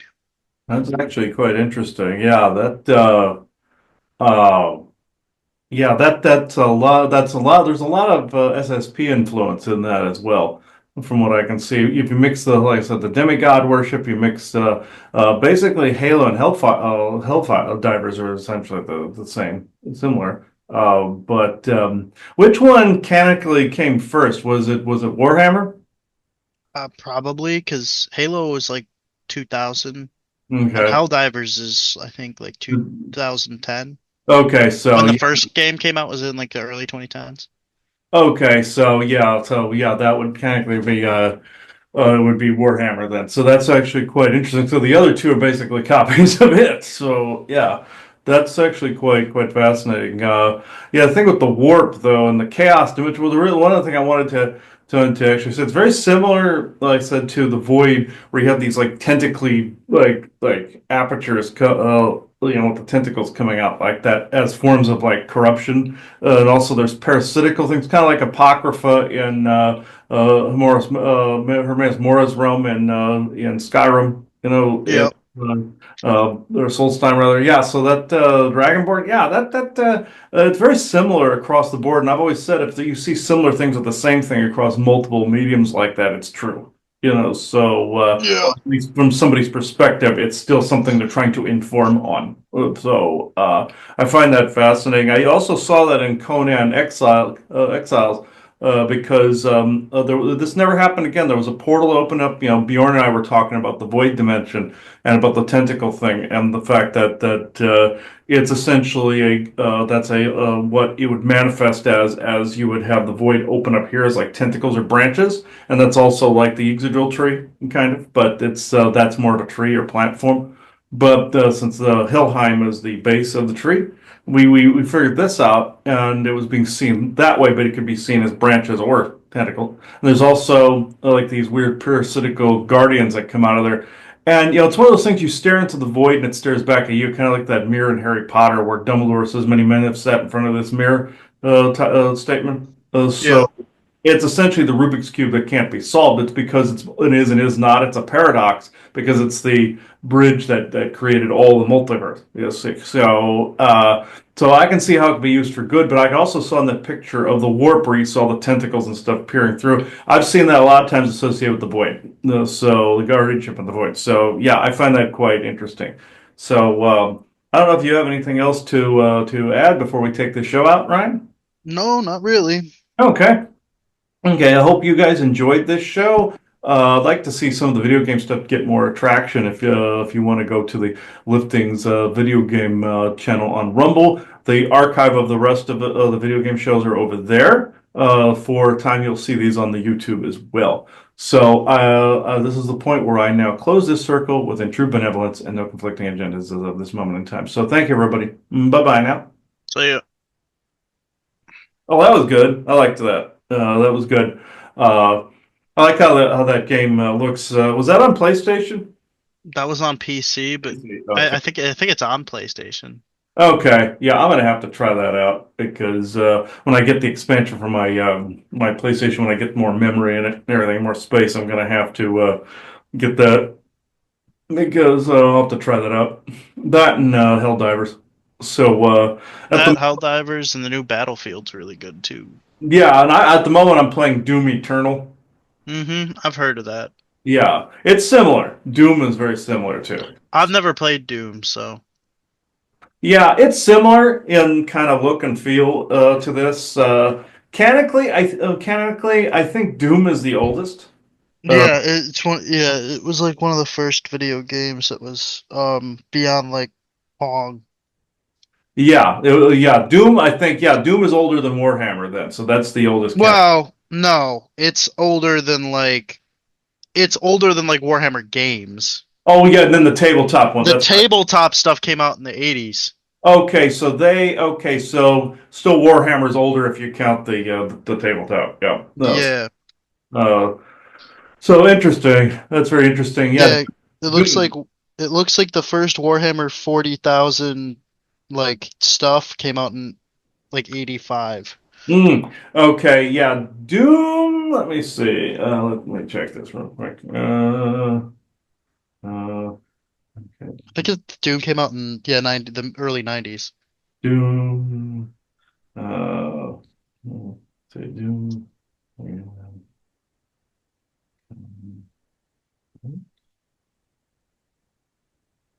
But yeah, the first one.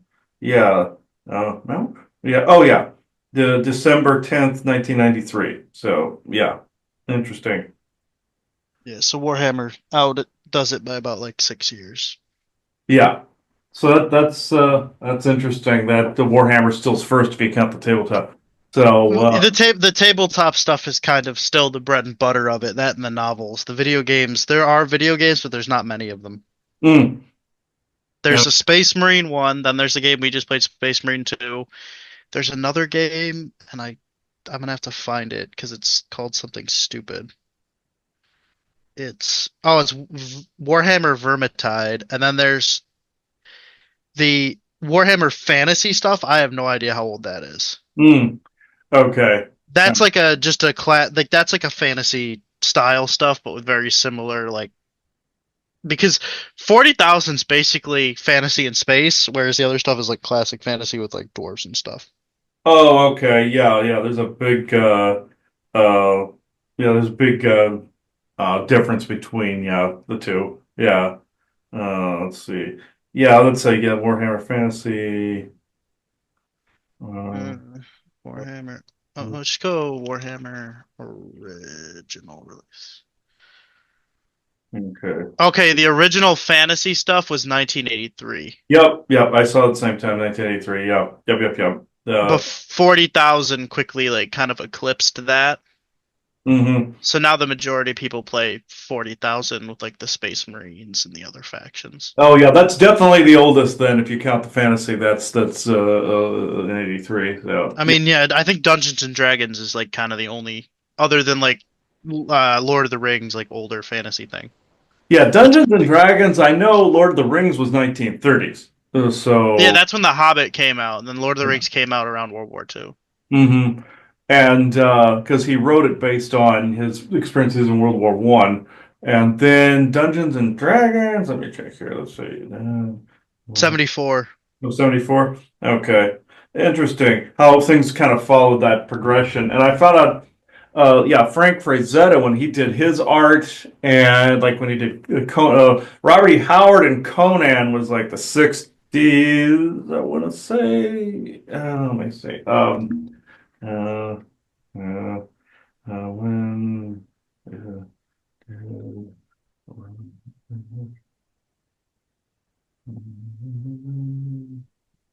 right, Conan. Oh yeah. Oh yeah. Mid to I was wrong. 30s for Conan. So Oh, okay. yeah. So interesting how, and then Frank Frazetta's was in the 70s. So yeah, 1670. So yeah, how things kind of progressed in that area. So uh, yeah.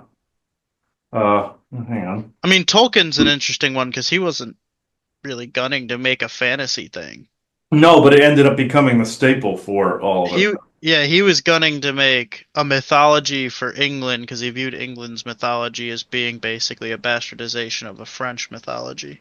Yeah, pretty much. Yeah.